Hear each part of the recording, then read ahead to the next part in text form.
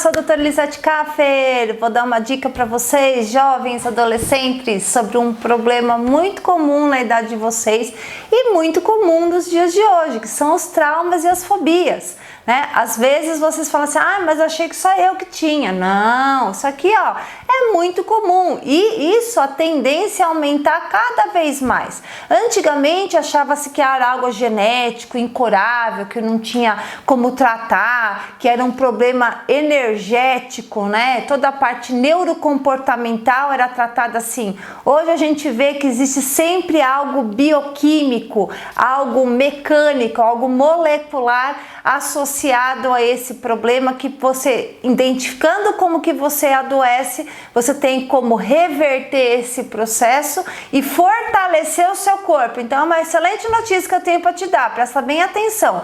Como que funciona o estímulo elétrico no nosso corpo? Funcionamento cerebral. Então a gente vai comer um alimento, esse alimento vai virar energia, vai virar ATP, e essa energia ela vai lá, lembra que a gente aprendeu dentro da mitocôndria, lembra? Faz respiração celular, isso vai lá para a membrana celular, vai causar uma despolarização de membrana, cargas elétricas positivas, negativas, esse impulso elétrico vai passando pelo neurônio, né? E aí existe um neurônio problema que tem que se ligar ao neurônio solução. Então, normalmente, quando existe um neurônio problema, ele tem duas chances, né?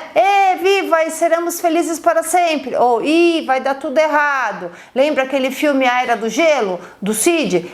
A gente vai viver. A gente vai morrer. Assim mesmo que funciona, tá? Então, toda situação problema, você pode, se viveram felizes para sempre ou deu tudo errado.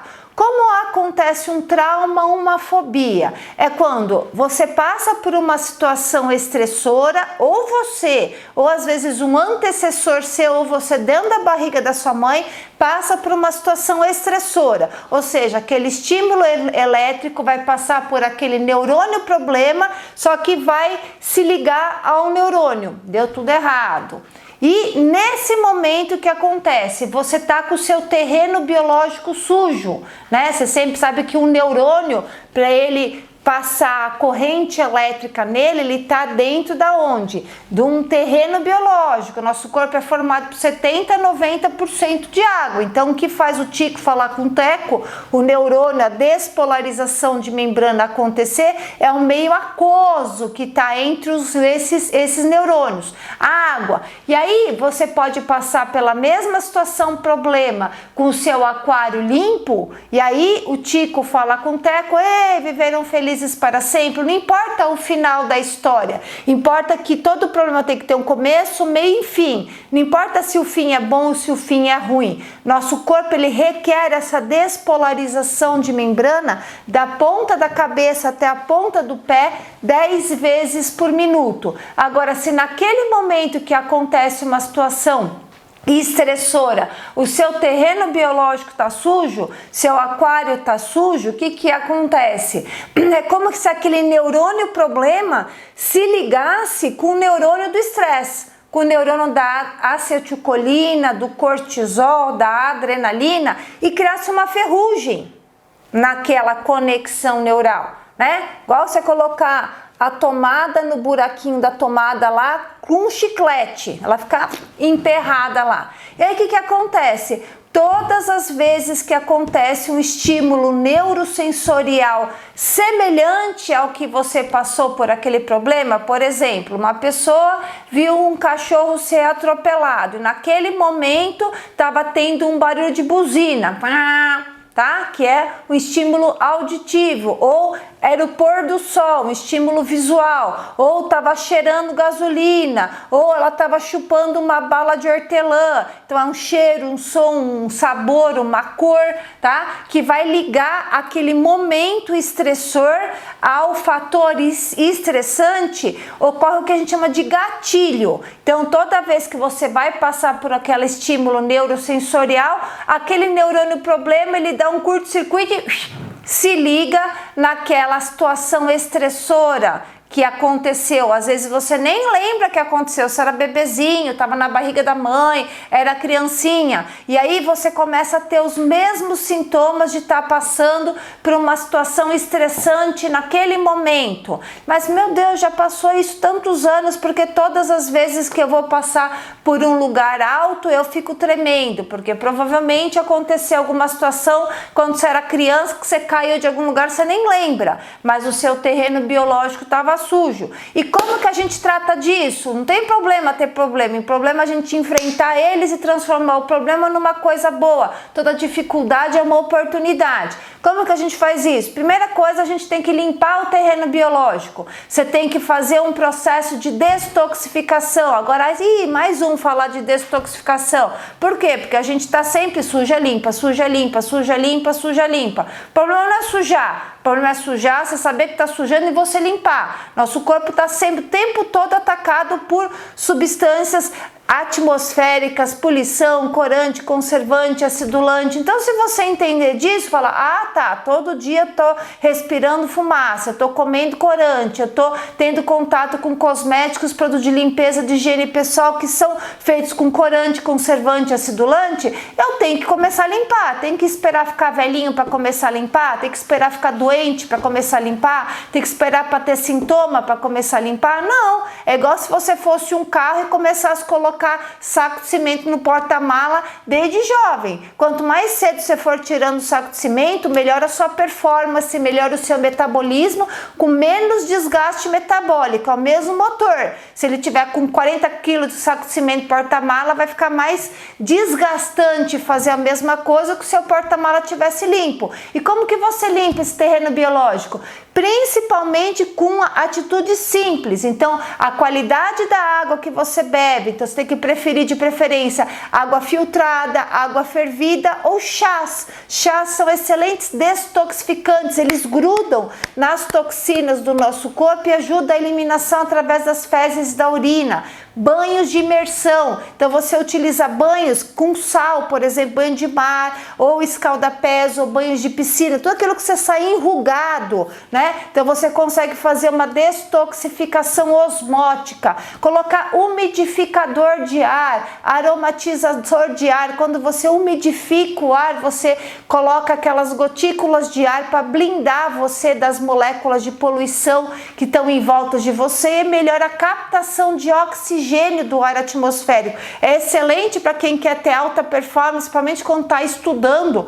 Então, ó, você pode comprar um umidificadorzinho assim, ó. Eu tenho aqui, ó, de ambiente, para a gente poder utilizar isso durante os estudos. Olha que legal. Umidificador, aperta o botãozinho, deixa lá o vaporizador, umidificador de ar, aí umidificando o teu ambiente. Outra coisa, você fazer banhos osmóticos, colocar uma touquinha, um paninho amarrado na boca do chuveiro com um saquinho de chá, um pouquinho de sal grosso para poder fazer um banho osmótico. Se tiver alguma toxina na água, ela ajuda na adsorção de toxinas. Andar descalço, aterrar, comer alimentos vivos, alimentos que são frescos, não alimentos que são industrializados, porque eles vão te dar um conteúdo energético maior e vão ter menos corantes, conservantes, acidulantes. Então isso consegue, melhora o seu terreno biológico, você transforma seu aquário sujo no aquário limpo, e aí a partir daí que você vai fazer ressignificação. Você vai ter que passar pela mesma situação estressora que você tem,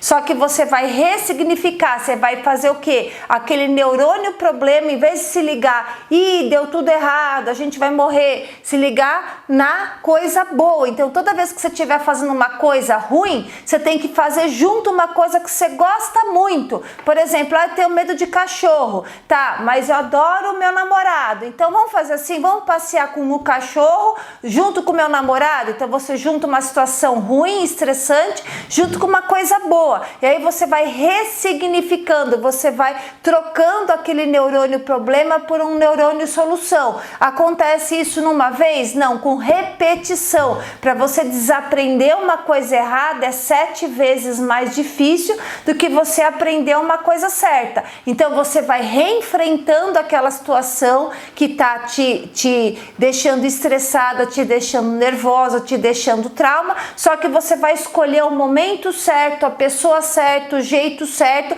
e vai tentar transformar aquele momento traumatizante numa coisa boa para você. Por isso que a gente precisa de boas pessoas ao nosso redor nos ajudando, tanto na parte bioquímica, quanto na parte biofísica, quanto no aporte neurosensorial. Então você limpa o seu terreno, se nutre, se prepara e você vai lá, enfrenta aquela situação que te deixa nervosa e vai ressignificando, vai conectando aquele neurônio problema com o neurônio da felicidade, com situações boas, até que, como se tivesse uma linha escrita numa coisa ruim, você vai escrevendo várias linhas por cima de coisas boas, até que um momento aquela coisa ruim se apaga e só viram as coisas boas. Isso é a neurociência, por isso que a repetição é a melhor ferramenta para o aprendizado. A gente aprende através da repetição e do sofrimento. Todas as vezes que você passa por uma situação de sofrimento,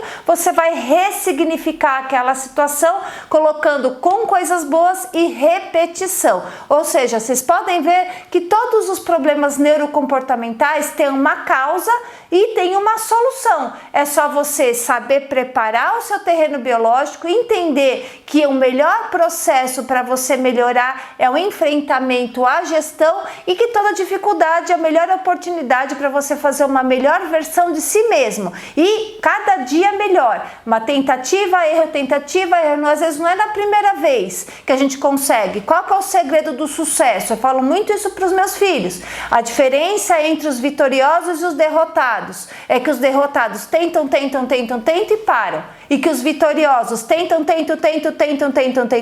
até conseguir. Então, todos os tratamentos neuropsicocomportamentais, eles são baseados na tentativa e erro. E você vai ter sucesso se você tentar persistir e insistir. E aí você vai conseguir fazer a sua melhor versão neuroemocional. E aí, igual o Hard falou, hoje, uma pessoa de sucesso não é aquela que tem maior coeficiente intelectual. É aquela que vai trabalhar seu coeficiente emocional e coeficiente espiritual. Então é uma dica para vocês, hein? Comece a trabalhar tanto a parte da gestão emocional quanto a espiritualidade para serem jovens de sucesso com altos níveis de felicidade, prosperidade, níveis ótimos de saúde e alta performance. Fica a dica para vocês, hein? Se você gostou da nossa dica, comente, curte, compartilha. Se você tem alguma dica, alguma ideia do que a gente pode abordar para vocês,